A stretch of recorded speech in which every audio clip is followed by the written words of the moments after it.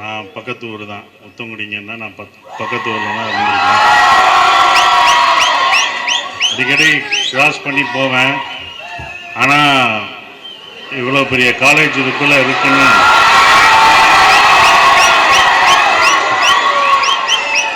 இவ்வளோ பெரிய காலேஜ், ஊருக்குள்ளே ஒரு காலேஜ், அப்படி தான் ரொம்ப சந்தோஷமாக இருக்குது.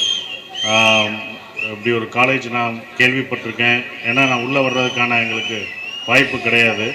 அதை கிராஸ் பண்ணும்போது அப்போ நான் வண்டியில் போகும்போது பார்க்குறது, அப்போ ஹாஸ்டல் இருக்கும், பாய்ஸ் ஹாஸ்டல் அங்கே ஒரு பழைய பில்டிங்கில் இருந்தது, அது பார்த்தது உண்டு.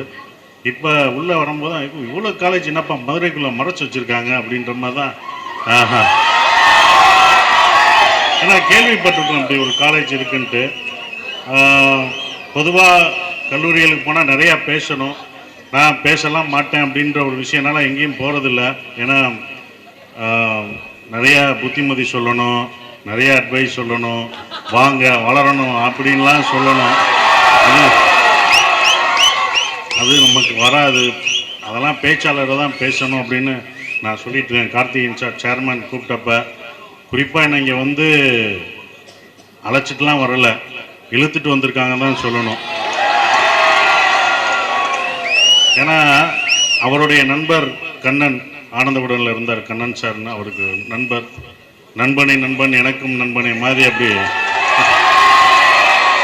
நண்பர் மூலமாக வர வச்சு எனக்காக ஒன்று பண்ணுங்கன்னு அப்படின்னு நண்பன் கேட்டால் நம்ம உயிரே கொடுப்போம், செயினை கொடுப்போம், இதெல்லாம் கொடுப்போம். சரி வருவோம் அப்படின்னு சொல்லிட்டு வந்தது.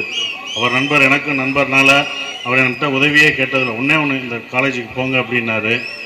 இனி என்னென்னா இப்போ மதுரை ஃபுல்லாக எல்லா காலேஜும் போகணும், எல்லாமே நம்ம ஊராட்சியில் போய் அதெல்லாம் ஆகணும் அப்படின்ற ஒரு விஷயம் ரொம்ப சந்தோஷமாக இருக்குது. இவ்வளோ பேர் படிக்கிறது, அதை விட்டுறாதீங்க, நட்பை விட்டுறாதீங்க.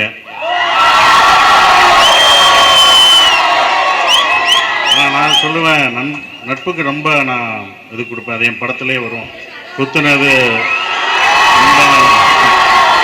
செத்தா கூட சொல்லக்கூடாதுன்னு, குத்துன அன்பா தான் செத்தா கூட சொல்லக்கூடாதுன்னு. செய்திகளை உடனுக்குடன் தெரிந்து கொள்ள உடனே சப்ஸ்கிரைப் பண்ணுங்க.